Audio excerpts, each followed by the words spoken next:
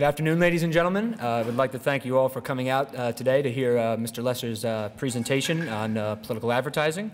Mr. Lesser is a FDU alumni, a CEO of Revive Personal Products, a former chairman and CEO of the Lowell Marshak Advertising Agency, a former president of Ogilvy and Mather Advertising Agency, and a former executive vice president of the November Group, an advertising agency dedicated to re-electing President Richard Nixon. This is his second presentation. For those of you who've been here before, you've heard him speak last week on his personal story, his experiences here at FDU, and his rise to being the executive vice president of the November Group for President Nixon. Today he will give a historical overview of 60 years of presidential campaigning. This should be a great topic. I look forward to hearing it. I hope you enjoy it as well. I'd like to thank you all again for coming today, and I'd like to welcome Mr. Lesser to the stand.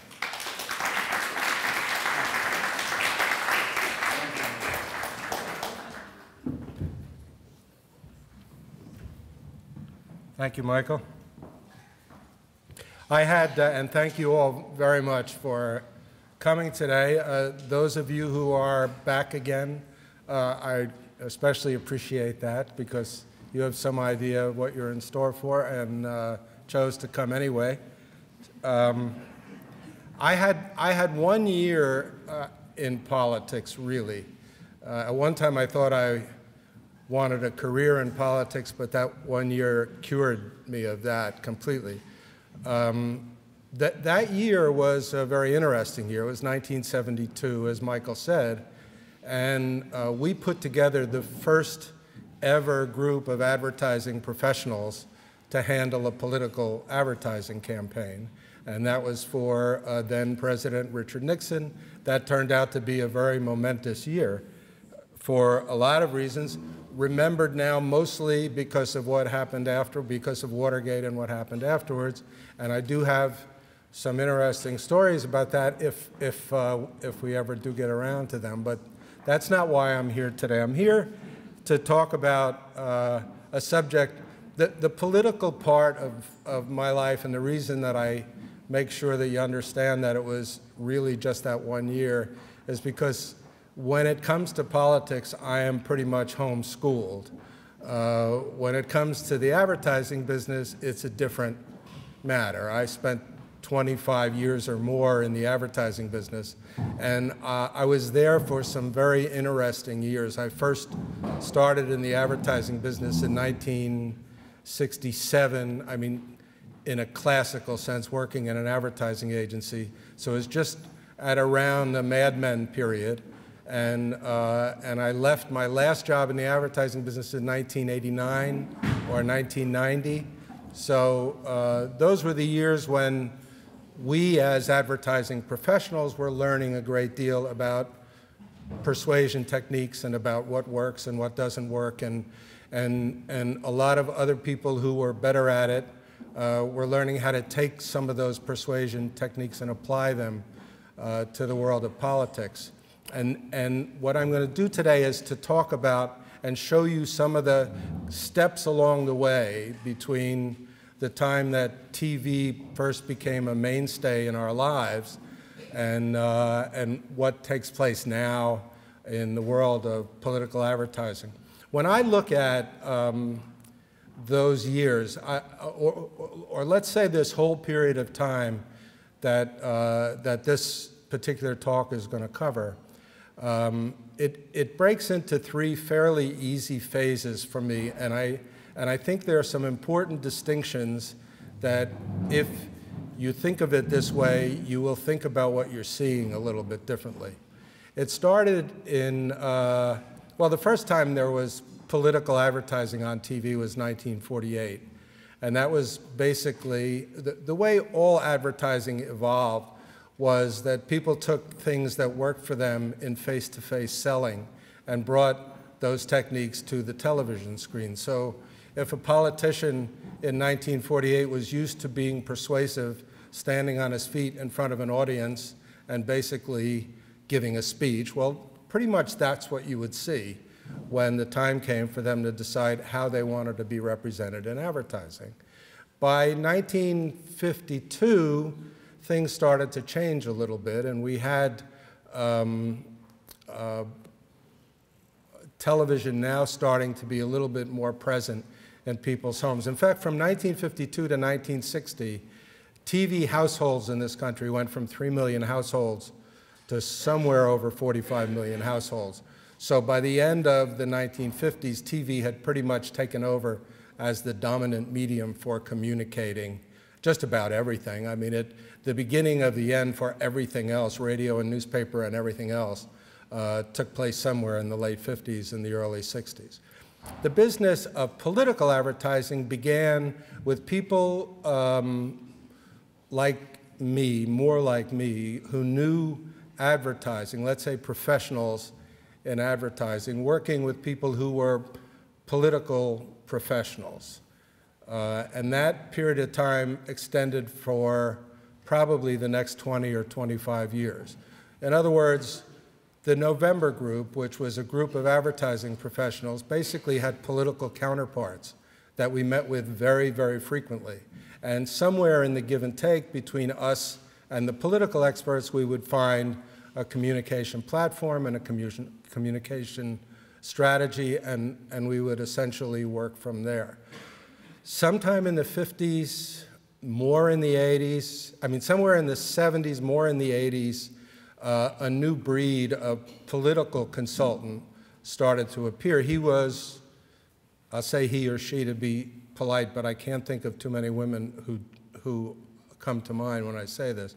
But he was kind of a hybrid between a professional advertising person and a professional consultant. You know, that's where the Roger Ailes and the Lee Atwaters and the you know, a lot of the other names that you know very well started to become more prominent. That was a very important change in how political advertising is done. And I'm going to call that the second phase. And one of the reasons that that was so important is that during that period of time, the power began to accumulate in these individuals.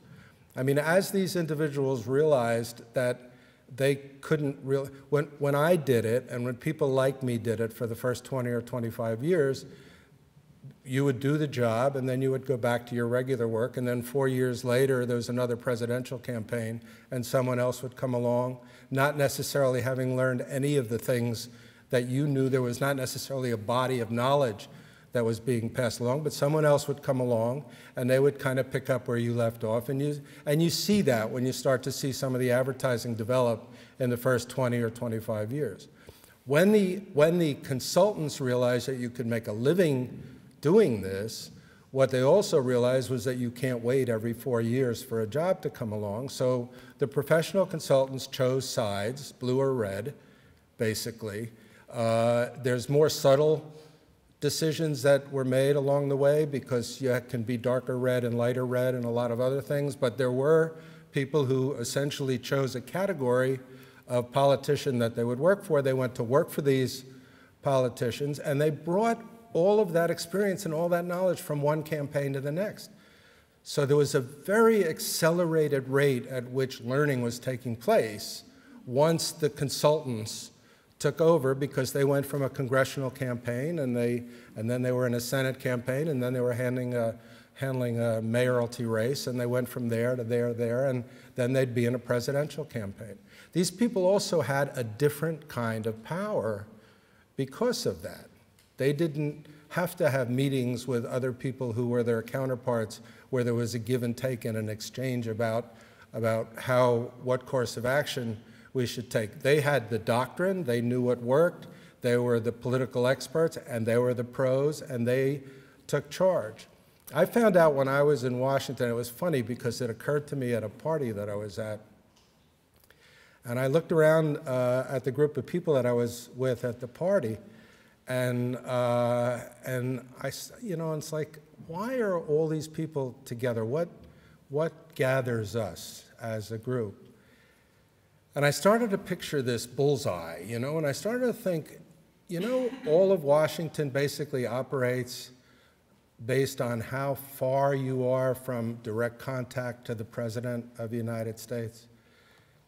You know, the people who are one circle away, who can walk into the President's office or call him, are the most powerful people after the President. And then the people who can call those people or walk into their offices are in the second ring.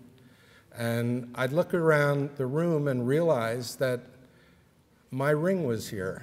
You know, if I was 4 or 5 rings out, whatever I was at that time, that basically this was all people who essentially were working inside the same kind of a power structure.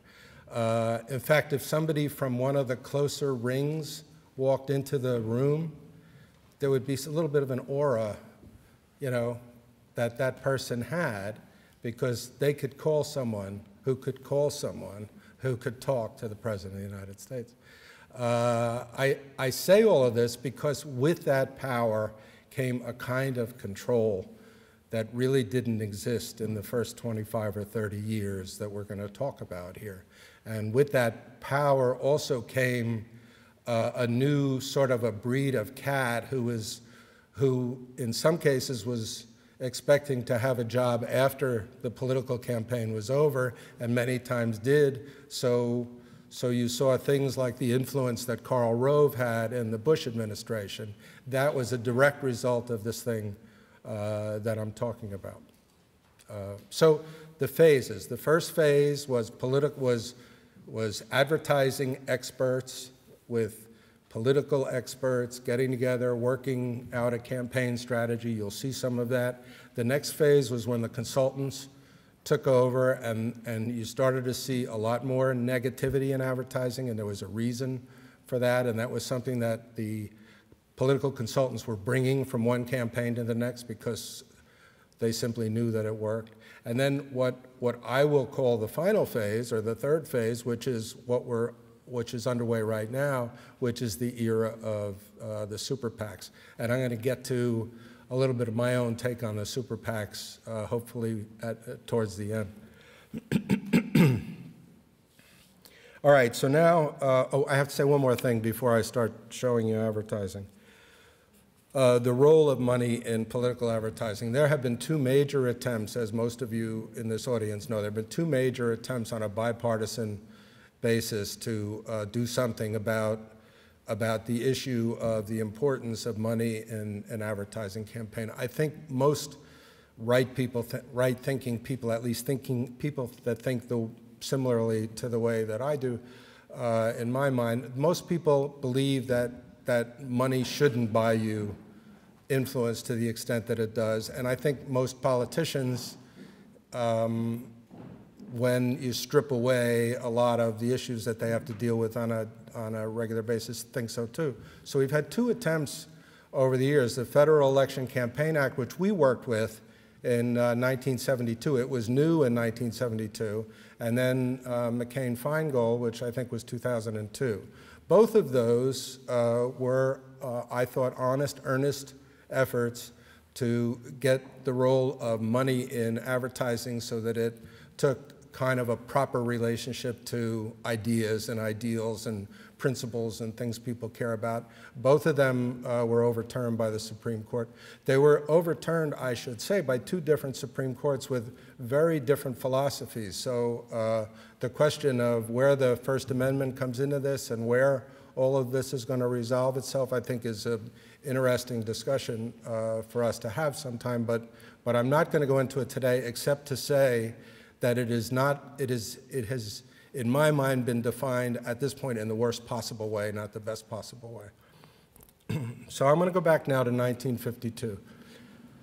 In 1952, television advertising was a lot like radio advertising. The things that had been learned over the years on radio, like jingles, for example, were used very frequently in television advertising because it was the same people, and they were taking things that had worked for them before, and they were bringing them forward into this new era, the TV era. The first commercial that I'm going to show you is that. It's basically a radio commercial with pictures and music. Ike for president, Ike for president, Ike for president, Ike for president. You like Ike, I like Ike, everybody likes Ike for president. Hang out the banner, beat the drum, we'll take Ike to Washington. We don't want John or Dean or Harry, let's do that big job right. Just get in step with the guy that's hep, get in step with Ike. You like Ike, I like Ike, everybody likes Ike for president. Hang out the banner, beat the drum, we'll take Ike to Washington. We got to get where we are going, travel day and night for president. Let Adelaide go the other way, we'll all go with Ike. You like Ike, I like Ike, everybody likes Ike for president. Hang out the banner, beat the drum, we'll take Ike to Washington, we'll take Ike to Washington. Now is the time for all good Americans to come to the aid of their country. That was done by Roy Disney. He's not an advertising guy. You know, if I asked you to guess and you didn't know, that was done by Roy Disney. And when I look at it, I've read a lot of discussion about the advertising over the years, and most of what I read is quite academic, and it takes that commercial fairly seriously. I'm sorry, folks, I can't. Even if I transport myself back to 1952, and even if I were 10 years old at the time, which I happen to be, it's hard for me to imagine watching that commercial and thinking, you know, I was going to vote for Stevenson, but after I saw those little figures bouncing up and down with those signs, you know, I mean, don't think that worked then, because it didn't, you know. Eisenhower was one of the world's most popular men in 1952. He would have had to do terrible advertising to lose, and he did do terrible advertising, and still he didn't lose. I'm gonna skip ahead now to 1960. No, I want to do one other thing. There was a political broadcast in 1952, a paid commercial political broadcast in 1952 that was significant. And when I say significant, this particular broadcast probably, to my way of thinking, had the greatest historical significance of any political broadcast of the second half of the 20th century. Does anybody know what I'm referring to? Yes, sir. The Checkers speech. Richard Nixon, for most of you know about Checkers, but Richard Nixon, who was Ike's vice president, and he was forced on Ike by the right wing of the Republican Party.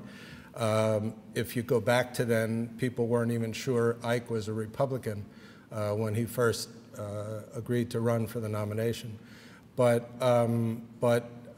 Nixon was accused of having a slush fund. I'm not going to take you through the whole Checkers speech story, but it is worthy of some examination if you haven't done it. And if you haven't looked at it recently, I suggest you go on YouTube and see the whole thing.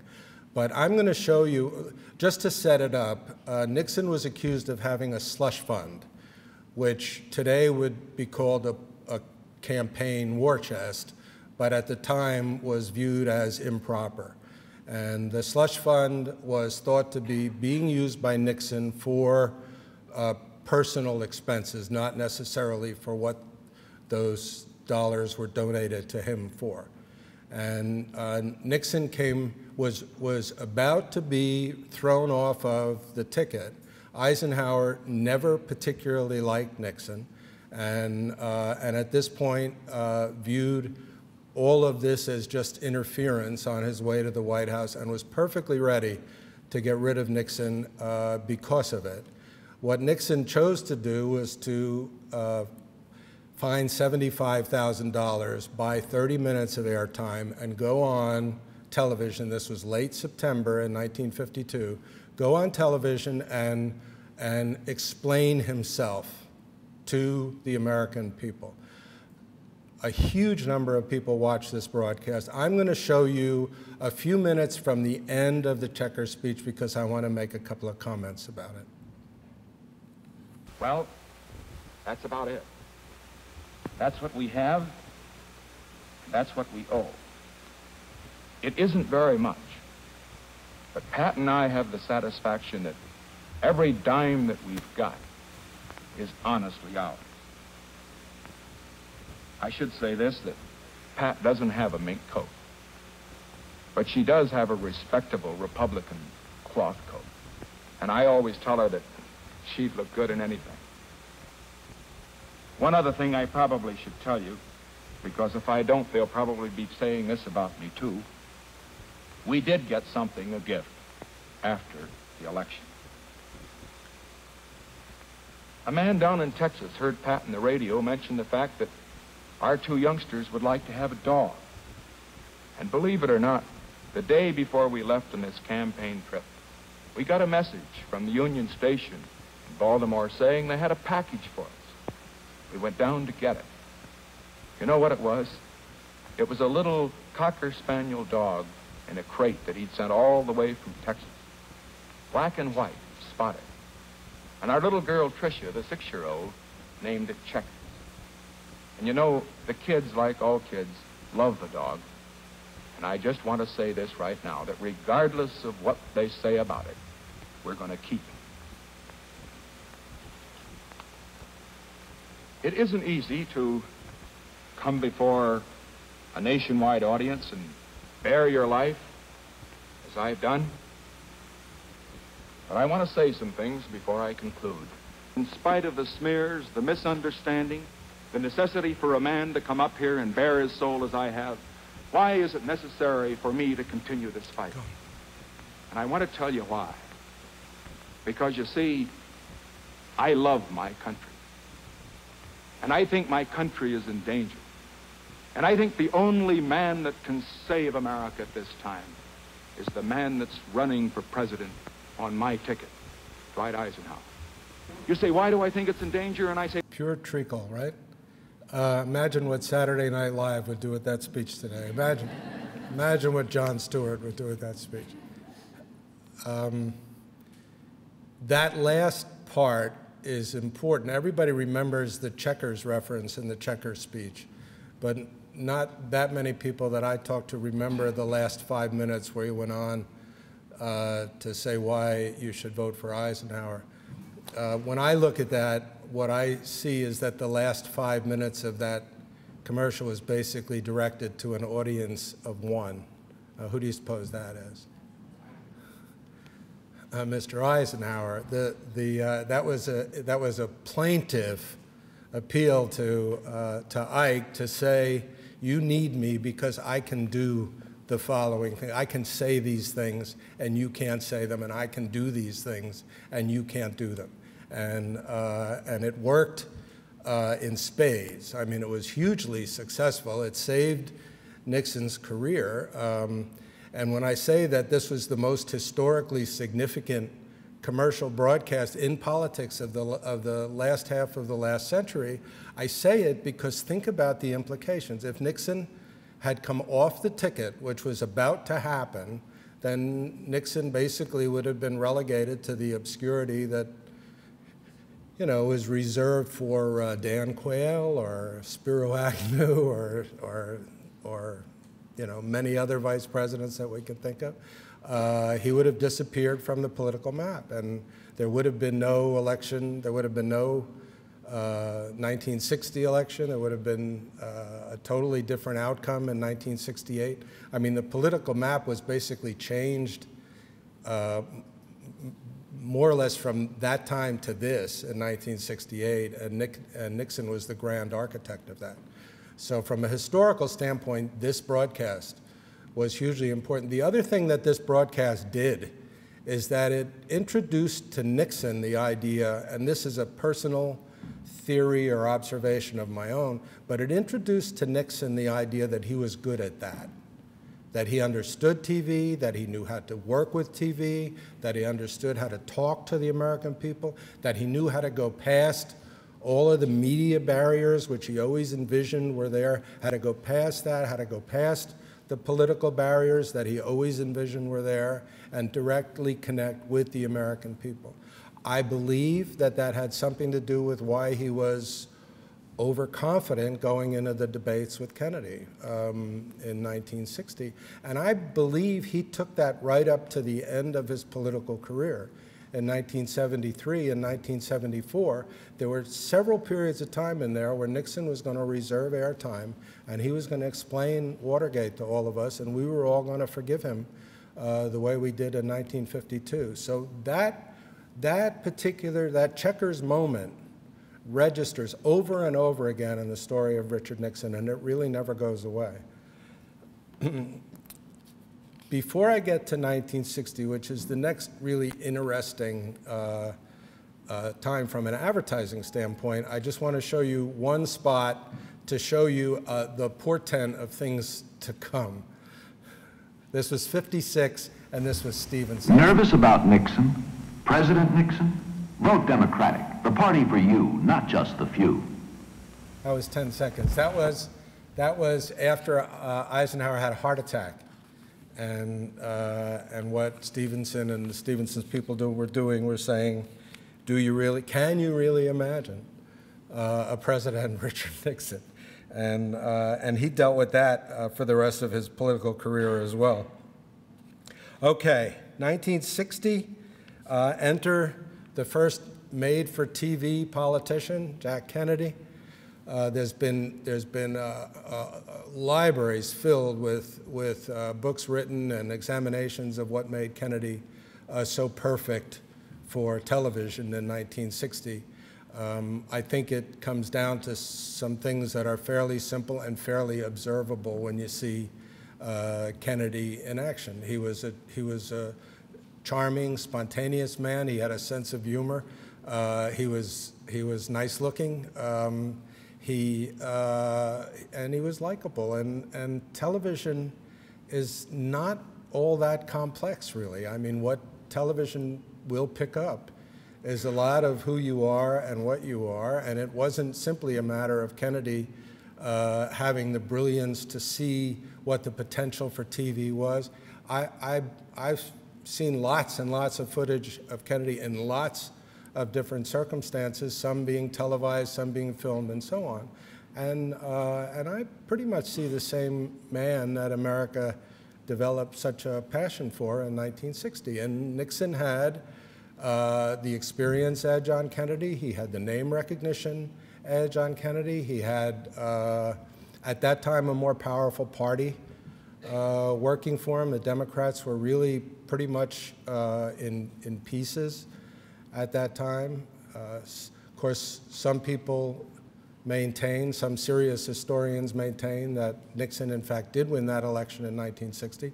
But never mind. I mean, what Kennedy managed to do was to use some of those wonderful assets that he brings or brought and make use of them in order to be a more convincing candidate for people to decide he should be our next president. I'm going to show you two spots. One where Kennedy makes use of the famous debates. I want you to notice the footage that they edit in of Nixon during the times that Kennedy is speaking, because if you want to know where the origins of Nixon as the shifty-eyed, tricky Dick come from, you're going to be able to see it in this footage. And then the other spot that you're going to see is a different Nixon than I think many of us think of when we think of Nixon. That's going to be a Nixon spot where he basically talks to the camera, but he does so in a way that is forceful and confident and reasonably comfortable. And I think you'll get a better sense of the accomplishment of Kennedy during this campaign. Beck? Here are some revealing excerpts from the Great Debate. The subject under discussion was recent Democratic legislation.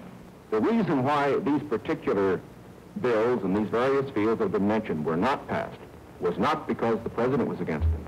It was because the people were against them. It was because they were too extreme. Well, now let's look at these bills that the vice president suggests were too extreme. One was a bill for $1.25 an hour for anyone who works in a store or a company that has $1 million a year business. I don't think that's extreme at all.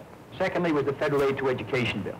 It was not an extreme bill, and yet we could not get one Republican to join. The third is medical care for the aged, which is tied to Social Security, which is financed out of Social Security fund. I think it shows the difference between the two parties. One party is ready to move in these programs, the other party gives them lip service. Americans want to move ahead with new leadership. Let's elect John F. Kennedy president. Mr. Nixon, what is the truth about our defenses? How strong should they be? Well, they must be strong enough to keep us out of war, powerful enough to make the communists in the Soviet Union and Red China understand that America will not tolerate being pushed around, that we can, if necessary, retaliate with such speed and devastation to make the risk too great for the communists to start a war any place in the world.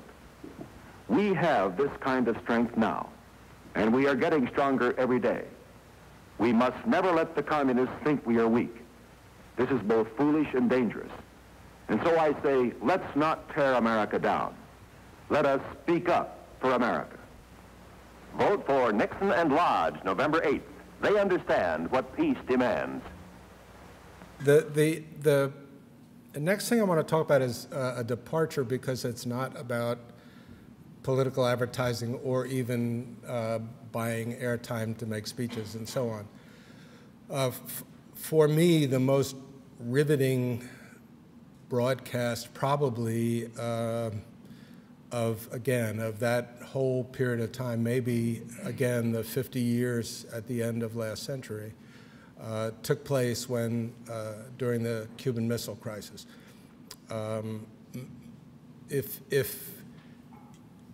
If those of you who are the young people in this room haven't gone back and studied that period of time, I'm going to recommend it to you, because the fact of the matter is that we have never been closer to nuclear annihilation than we were during those 12 or 13 days. Never before and never since. And there was a very, very credible scenario for us to enter into a nuclear war with the Soviet Union and during that period of time.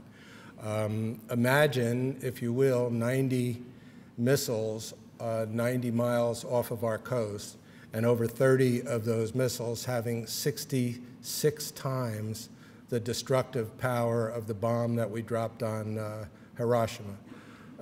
That's basically the situation that this young president was facing, with an old and crusty rival on the other side of the table, and that is what he had to deal with. He went on TV during that time to explain it to the American people. I don't think that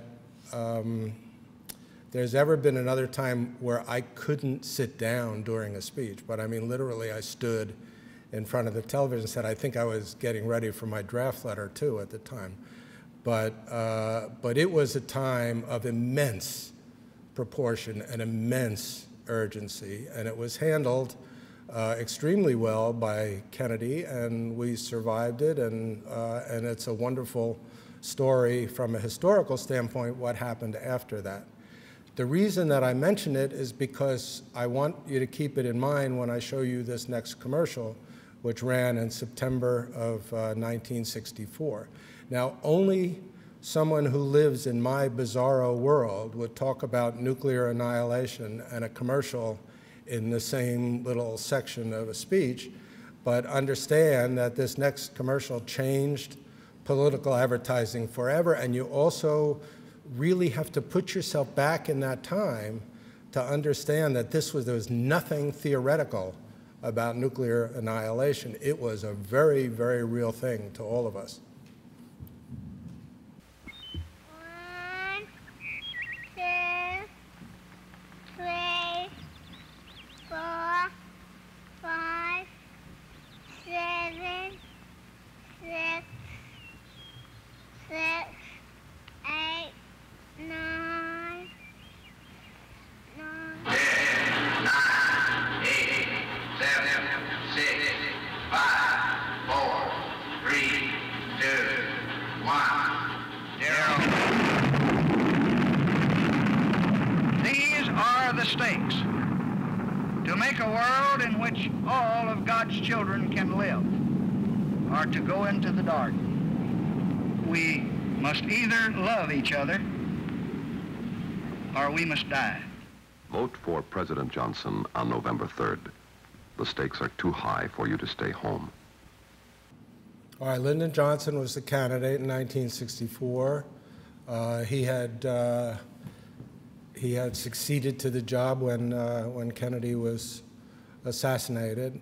He wasn't a beloved president by any means. He, by a lot of people's reckoning, should have been viewed as the rightful inheritor of the Kennedy legacy, but that mantle had already passed to Bobby Kennedy, and Lyndon Johnson was just sort of this odd figure who was occupying the White House.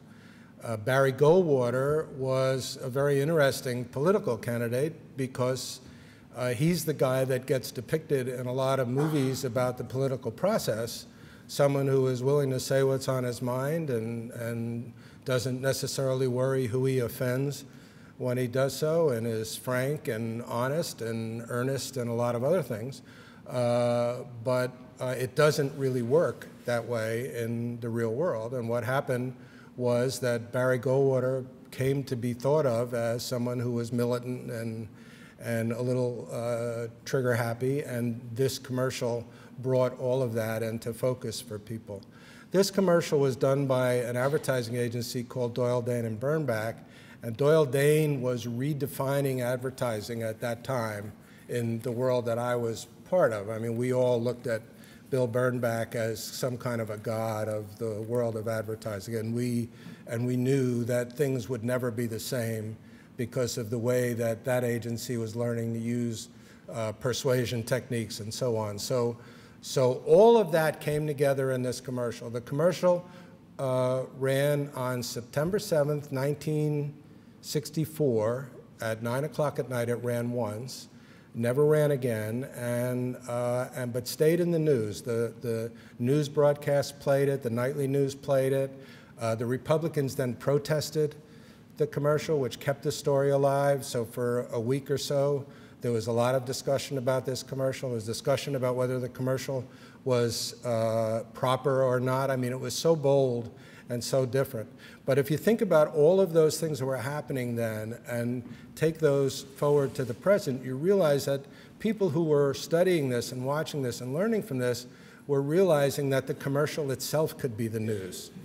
You know, there was that I didn't necessarily have to play my commercial to get my commercial some attention on the news, and that might be better than playing my commercial. It happened recently, right after Romney made his, it happens all the time, but what comes to mind, right after Romney's 47% comment got into the news, the Romney camp did a commercial that actually retrieved something that Obama had said in 1998. And the networks, because of this extreme consciousness that they have about somehow being fair-minded, I mean, they have been hammered into this notion that every argument has a counter-argument, and every counter-argument deserves equal time to the argument.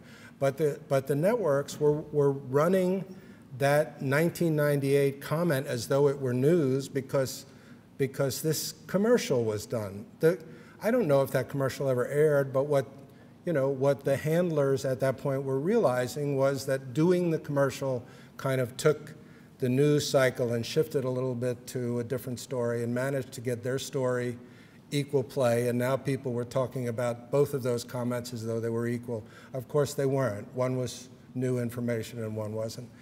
Same basic device. That device had come into existence in 1964 and has been repeated time and again since that time. I'm going to take us forward now to 68. 68 was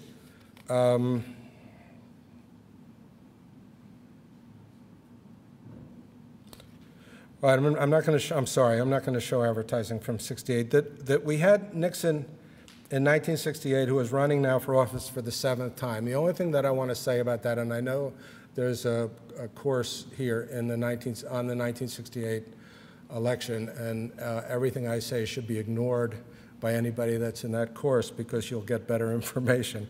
But he was running for office for the 7th time. Nixon, and all of that talk about the new Nixon, I never bought that. I didn't buy it at the time. I don't buy it now. What Nixon had learned over time, and you can see it in some of the footage that I'm showing you here, is how to present himself better and how to be more the person that people wanted him to be and less the person that people didn't want him to be. And that's basically the political process. You could probably say that's the political process at its best, except if you don't like the person you're saying it about, which is the fact that they're not being true to themselves. Well, they are reflecting what they're getting back from people, and they're gradually making improvements and changes, and that becomes the new whatever. The new Romney is different than the old Romney. The new Romney basically has to run for president and has to deal with those issues and is presenting himself very differently as a result of that. I'm not necessarily condoning it or rationalizing it. It's just the way politics works. If you're going to succeed at politics, you're going to keep adapting to the world as it makes different demands on you. In 1972, I get involved. I get basically what I considered at the time to be kind of a cakewalk. I mean, we couldn't not get reelected in 1972 essentially from the time that McGovern appointed and then unappointed Eagleton, which was around the time of the Democratic Convention. And then the only threat that there was to a possible reelection by President Nixon at that point would have come from George Wallace. George Wallace got shot, and that was the end of that threat. So Nixon was going to get reelected, and we had a part to play, but basically that part was more palliative than anything else. We were keeping the Republican system going, trying to get the vote out, trying to keep a group of core voters mollified, that kind of thing. One interesting thing, though, from that election that I do want to pause on, and that is that all of the political analysts that we work with used a phrase that I hadn't ever heard before in my world of advertising, and that phrase was peripheral urban ethnic.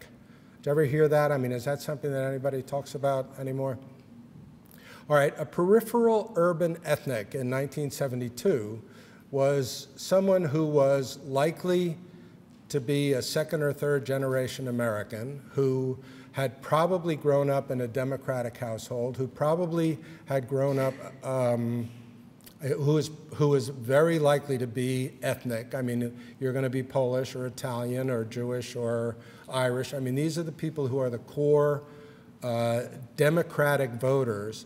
But in 1968 and 1972, those voters were being threatened. This was during an era when the streets of the cities were burning and universities were being upended and people were making Black Power salutes at Olympics and people were, you know, I mean, the world, I can't possibly convey to you, and especially those of you who are the young people in the room who think these times are difficult, I can't convey to you how difficult those times were. Vietnam was going on, and it was, you know, body bags every single night from Vietnam. And what these people, the peripheral urban ethnic, wanted was basically to feel safe, basically the comfort of their home, the comfort of their traditions they believed in, a bunch of things that make a lot of sense, especially if you're wherever a part of that world. So those people were people that we were targeting and that we were talking to, and we wanted them to be ticket splitters. We didn't expect those people necessarily to vote a Republican line because a lot of them felt like their arms would fall off if they voted a Republican line. They knew that, you know, that their ancestors would start screaming at them from their graves. They could not do that, but what they could do was to click the top for Nixon and let the rest of it go wherever they wanted it to go. And those were the people that we were trying to make sure stayed in our camp. There was a group that later came to be called the Reagan Democrats that were a lot like that group, different because they went out into the countryside. It was, you know, it had a little more of a rural component. Oh, I didn't explain the peripheral part. Peripheral is because they moved out of the cities into the rims around the city. So at that time, these were Newark people who are now living in Irvington and Hillside and places like that. So it was that's what made them the peripheral urban ethnic people.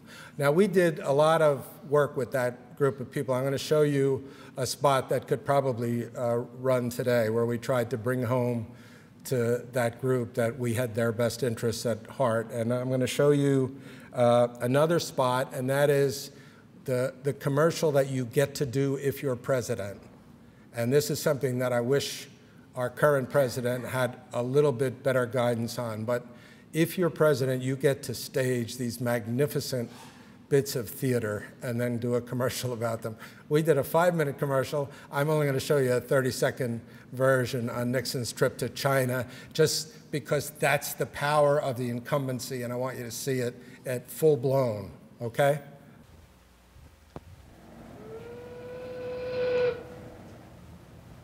Senator George McGovern recently submitted a welfare bill to the Congress. According to an analysis by the Senate Finance Committee, the McGovern bill would make 47% of the people in the United States eligible for welfare. 47%. Almost every other person in the country would be on welfare. The Finance Committee estimated the cost of this incredible proposal at $64 billion the first year. That's 6 times what we're spending now. And who's going to pay for this? Well, if you're not the 1 out of 2 people on welfare, you do. Look familiar?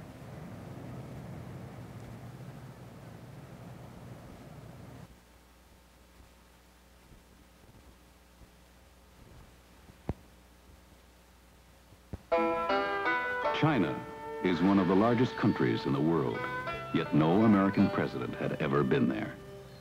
China is one of the most populous countries in the world, yet no American leader had even talked with them in 23 years, until Richard Nixon.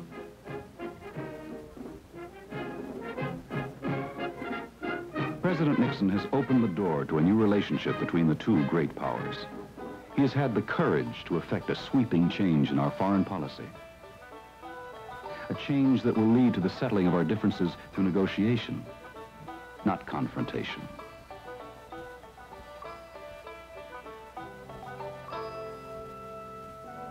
The door is opened. Now the work must continue. This is why we need President Nixon, now more than ever.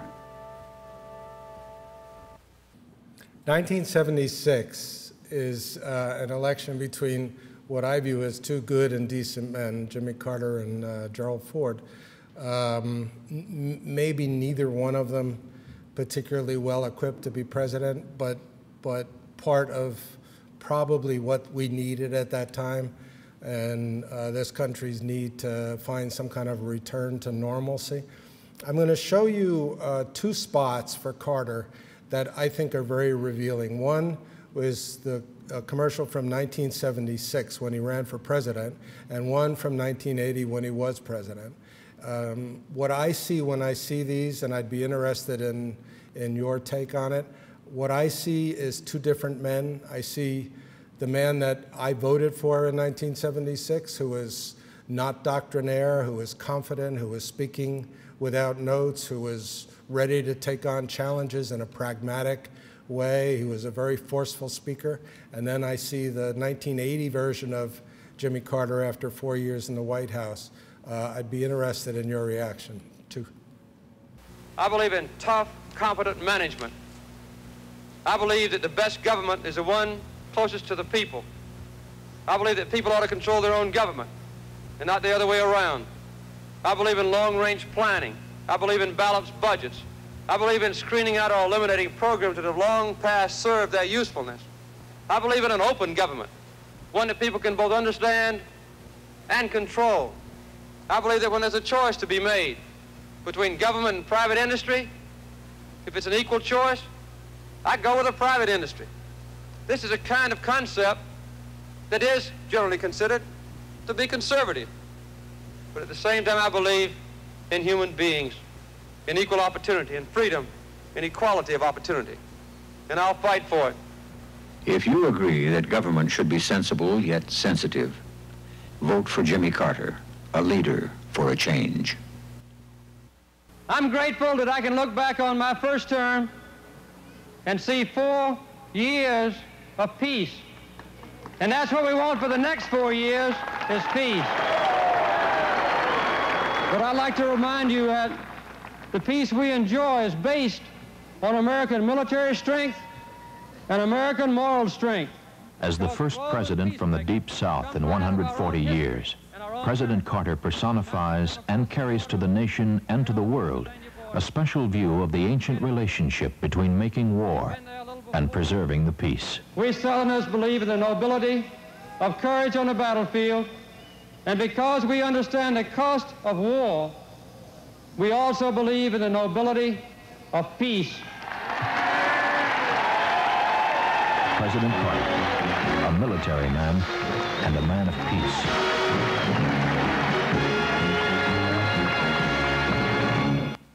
I'm going to do this again now. I'm going to show you 3 commercials. I'm going to go back to 76. Ford won the nomination in 76, and his biggest rival for the nomination was Ronald Reagan. So you're going to see Ronald Reagan's part. Ronald Reagan is worthy of a great amount of discussion if you're in the advertising business or the political business, and he's worthy of a lot of time spent understanding Ronald Reagan. I'm going to give you my take on Ronald Reagan real quickly. People spoke about him as the great communicator and so on. And they tended to attribute it, at least what I've heard from people, to his acting skills. I think Reagan was a pretty crappy actor. Go back and watch some of his movies if you'd help me on that. But what Reagan was a great announcer. Having cast a lot of announcers over the years, I can tell you that there is just some kind of an intangible difference in people who know how to deliver words and to put the inflection in the right place and to just drip with sincerity when they want to and so on. That's a professional announcer at work. What Reagan did really was, for his time, he single-handedly brought back the sit down behind a desk and talk to you political announcement because he was so good at it. A lot of people after that thought, well, if Reagan can do that, I can do that too, but they couldn't. George Bush couldn't sit down behind a desk and talk to you the way Reagan could. There was a very, very meaningful difference in their ability to communicate from a seated position with full face on camera the way those spots went. But I'm going to show you the first commercial is Reagan taking out a due bill from the Republican Party that he will call in 1980. The second commercial is what you get to do if you are running against the incumbent. It's almost a generic commercial that almost anyone can do when they're running against an incumbent. And the third is the famous celebrated Morning in America spot, which might be the last piece of advertising that was done by a professional advertising person. It was done by a guy named Hal Riney. I'll comment on it after you see the 3 of them. This now spans 3 different election cycles, 76, 80, and 84. Jimmy Carter wants to cut our defense budget $5 to $7 billion. Look at your children. If he makes a mistake in defense spending, our children will pay the ultimate price. In what coin will that price be paid? Freedom? Their lives? Doesn't Mr. Carter owe it to you to explain cutting defense when the Soviet Union is building an aggressive force of staggering size? President Ford stands on a platform which calls for defense superiority as the best way to keep the peace. Let's keep him on the job. Can we afford 4 more years of broken promises? In 1976, Jimmy Carter promised to hold inflation to 4%. Today, it is 14%. He promised to create more jobs, and now there are 8 million Americans out of work. He promised to balance the budget. What he gave us was a $61 billion deficit. Can we afford 4 more years? The time is now for strong leadership. Reagan. It's morning again in America. Today, more men and women will go to work than ever before in our country's history. With interest rates at about half the record highs of 1980, nearly 2,000 families today will buy new homes, more than at any time in the past 4 years. This afternoon, 6,500 young men and women will be married. And with inflation at less than half of what it was just 4 years ago, they can look forward with confidence to the future. It's morning again in America. And under the leadership of President Reagan, our country is prouder and stronger and better. Why would we ever want to return to where we were less than 4 short years ago?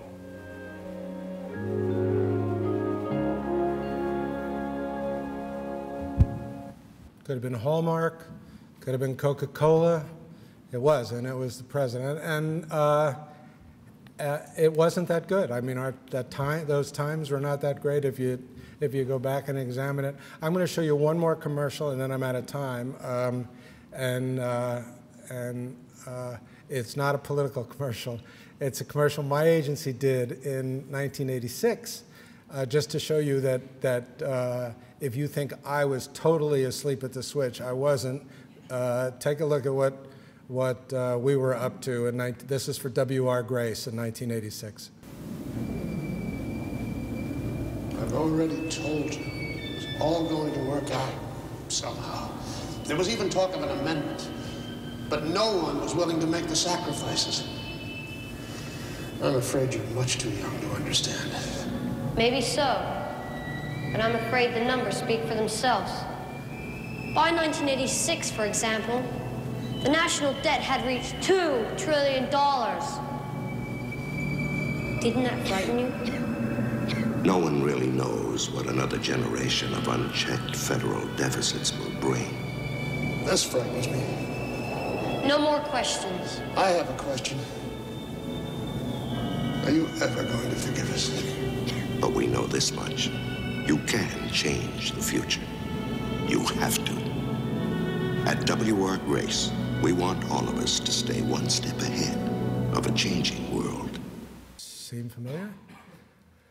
I'm going to stop here. I had a few more things that I wanted to cover to get us maybe to some of the negative advertising and stuff like that, but I have a time limit and I'm a little bit over. So I'm going to stop here and take questions.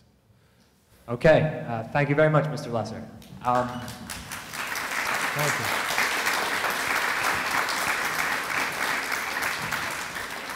I will be facilitating questions. So if you have a question, just raise your hand and I'll come over and give you the mic. But I'm going to ask the first question. You were talking about before, you never really explained what you saw as the difference between Jimmy Carter in the 1976 ad and the 1980 ad. In 1976, he was talking about, it looked like open government, government for the people. And then in 1980, he was kind of talking about, military strength.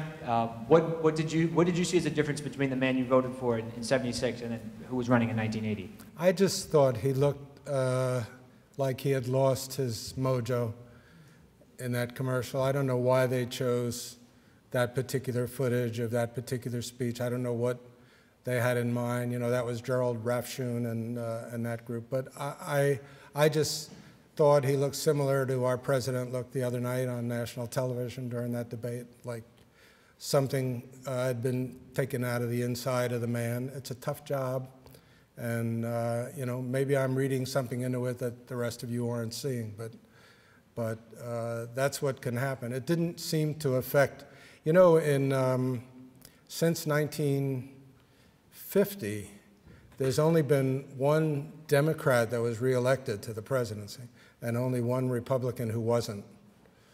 Is kind of an interesting fact. Having nothing to do with anything except that there does seem to be people who have an affinity for the give and take that goes with that job, and other people who are just having a tougher time with it. Okay, does anyone have a question? Well, even though you ran out of time in terms of showing us things, I'd still love to hear something you'd like to say about negative advertising. So maybe you give us some of your thoughts on that. Well, I have the two most effective examples that I can think of negative advertising. One is the Swift Boat commercial that was done against John Kerry, and one is the Willie Horton commercial that was done against Michael Dukakis. They both, I think, affected the outcome of those elections. I think for different reasons. To my way of thinking, the Willie Horton commercial, I can show it if you'd like. Yes? Colleen has given me permission. 2 spots. Bush and Dukakis on crime. Bush supports the death penalty for first-degree murderers. Dukakis not only opposes the death penalty, he allowed first-degree murderers to have weekend passes from prison. One was Willie Horton, who murdered a boy in a robbery, stabbing him 19 times. Despite a life sentence, Horton received 10 weekend passes from prison. Horton fled, kidnapped a young couple, stabbing the man and repeatedly raping his girlfriend. Weekend prison passes. Dukakis on crime. If you have any question about what John Kerry's made of, just spend 3 minutes with the men who served with him 30 years.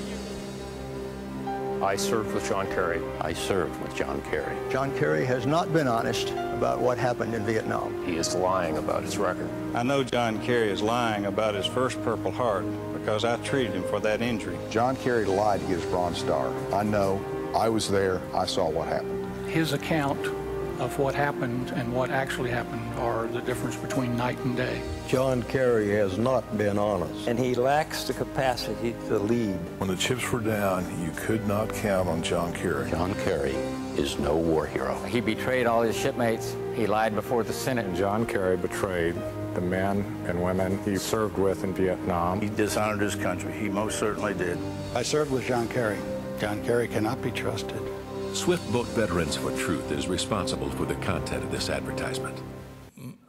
I draw an important distinction between the two. First of all, you'll notice that the one spot goes after the opponent's weakness. In Dukakis' case, he was viewed as a little on the gentle, reasonable man side. I mean, there was a character personification there that fit Dukakis reasonably well. Those of you who have studied this will remember his response when he was asked how he would respond if his wife were raped, and it was wonderfully moderate and wonderfully reasoned and wonderfully wrong for what people wanted to hear from him at that time. And the Willie Horton commercial, as much as it's accused of being based in racism and other things, all of that actually happened. When you put people on a weekend furlough, they do bad things. And to my way of thinking, as much as that might be a tough spot, it is fair game, I think. I think the Swift Boat was not fair game. That was a complete distortion of, in that case, they were going after a perceived strength that Kerry had. That made it different, but also it was a distortion.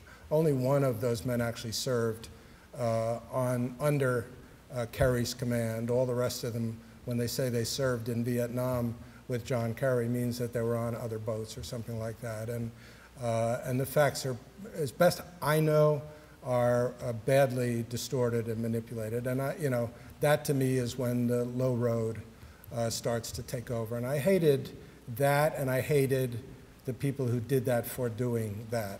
That's the same kind of job that they did in South Carolina on McCain with his war record. It was the same guys, really. It was the Karl Rove group. And it's just us at our very worst. I don't think we get any worse than that. By the way, that's, if there aren't more questions, I'll say, are there more questions? Go on, I have one, but go finish your thought. Yes, please. Okay. You just said a moment ago that these were two commercials that affected the outcome of the election. So I'm wondering about the million-dollar question, which is, to what extent does political advertising actually change hearts and minds? And to what extent does it merely bring to mind the feelings that people already have and simply provide a rationalization for what people already in their gut want to do? I think, Peter, that a great leader changes people's hearts and minds. and great advertising will reflect that. I don't think that the advertising can separate itself from the political leadership. I think the political leadership has to emphatically stand for something, and I think that the advertising can reflect that. And I think if we can find a time in our future where all that comes together with one candidate, it will be a glorious event, I think, for us. But right now, most of the advertising that we saw dealt with the people's suspicions, superstitions, fears. I mean, the emotions that guide us tend to be negative emotions. You saw a lot of positive emotions in that Reagan Morning in America spot, and what he was trying to do with that was to just bring up some of the positive things about America. We needed that at this time. We needed a cheerleader in chief in 1984, and that's basically the role that that advertising took on. If you remember those times, they were not that good as, you know, as depicted in that advertising. But I think it can be done. I think all it is an expression of truth well done. You know, sometimes it's an expression of a falsehood that you want to believe. I mean, Paul Simon said, "A man hears what he wants to hear and disregards the rest." There is no time when that's more in evidence than during a political campaign. You have a political discussion with anyone, and what they will have heard from what they just saw will always be the things that they want to hear. That's what's so wrong about the focus groups. That's so wrong about what they call research today. You know, there's a lot to that question. Okay, I think I heard what I want to hear.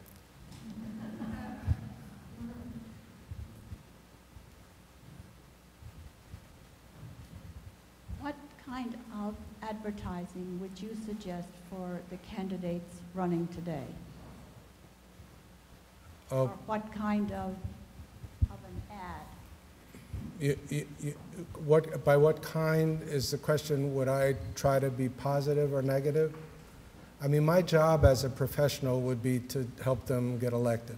There's an expression that you hear in politics all the time. I probably heard it more than any single expression that was voiced around me in that 1 year. And that is, first you have to get elected. That's the response whenever you question the ethics or morality or judgment of something that you're about to do. Until you're elected, you can't make a difference. You can be the best person for the job, but until you get elected, you can't make a difference. Politics is one of the only professions I can think of where the capabilities that you need to get the job are different than the capabilities you need to do the job. And it's one of the only professions I can think of where you hire consultants to help you get the job. I mean, it's bizarre what people have to go through in order to become your United States Senator. And then as soon as they do, the next 6 years is spent staying in the job and trying to renew the job. I mean, that's what that work is all about. I don't know anybody would want to do it. That wasn't the question I was asking. Let me try again. Let me put it this way. Of the advertising that we now see, is there any that you consider good and any that you consider bad? I don't think we're going to have that. I think at the next session, we have a session scheduled in a couple weeks where I'm going to be on a panel and we're all going to be talking about current advertising. I don't think that Obama has done a great job of explaining his presidency. I don't think that his advertising has done a great job of expressing his presidency. I think things like the health care plan needs a lot of explanation, and I think if you would picture some of these people that, you know, we've seen here going back 50 or 60 years and how they would handle something like that, or how Clinton handled the explanation of the Obama presidency at the Democratic convention. I mean, and Obama referred to him jokingly as the explainer-in-chief. The president has to be the explainer-in-chief, and his communications people have to be the explainers-in-chief. When Jack Kennedy was president, he used to have a press conference every 16 days. and they were wonderful. I mean, they were entertainment, they were spontaneous, they were informative, they were challenging, that people talked about them at the water cooler the next day. In Obama's presidency, he went 308 days without a press conference. So you can't, this goes back to Peter's question, you can't take what isn't there and put it there, but basically Obama has some significant accomplishments, and do we really know? I don't think so. I don't think we have a fair picture of Romney either. You know, I mean, I think Romney has been so focus grouped and controlled and packaged and so on that I don't think we have any idea what kind of presidency Mitt Romney would undertake to have. You know, I don't know, maybe you do. So I'm disappointed in both campaigns as a voter and as someone who at various times has made a living trying to help this kind of a communication process take place. I think it's gone off the rails in both cases, and I think the future in many ways is going to be more difficult, because what I said about the rings of power, I mean, people like Karl Rove have now learned that the power is not in the presidency, the power is in the super PACs. He's going to be the godfather of the super PACs, who is going to be in a position to decide who gets elected and who doesn't get elected in every congressional district in the country. And he's going to endure. He's not going to go away because we have an election cycle or because because he can't run again. He's going to endure. That's where the power is now gravitating, as long as we don't fix that Citizens United ruling. Are there any other questions? Okay, right here. Yeah, I seem to notice that a lot of commercials today, the candidate just says, I approve this commercial, as opposed to being a part of it. Why is that? I'm not hearing you. I had one of my hearing aids go out during the presentation, and this one I think is buzzing. My question is that I've noticed that during a lot of the commercials today, the candidates just, at the end of it, go, I approve this commercial. They're not a part of it. Why is that? Well, that's to differentiate those commercials from the ones from the super PACs, which by law they don't approve. By law, in fact, they can't even influence.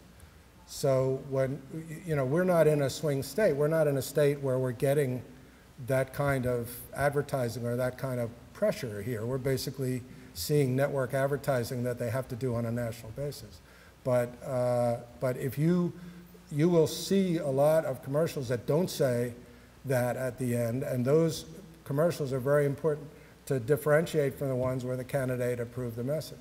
FedEx has a funny commercial on just that whole subject matter, because whether the campaign approves the message or not, now that power of the consultant has gotten to be such that the consultant walks in and he says to the candidate, I have focus groups and this is what we have to say and this is what we have to do. And it'll take a very strong candidate to say, we're not doing that, I don't care what the focus groups say. He's got to get elected, and he doesn't know how.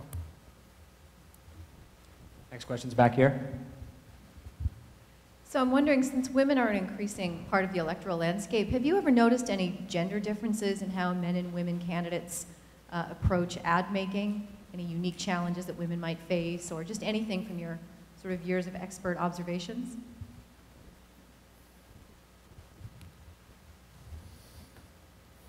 I see Linda McMahon and I see Meg Whitman just because it makes the news, but I don't see Barbara Boxer. I don't see that West Coast crew, so I really don't know. When I think about successful women in advertising, in politics, I can't comment on that. I'd have to see more, I think. It's a great question. Are there any other questions?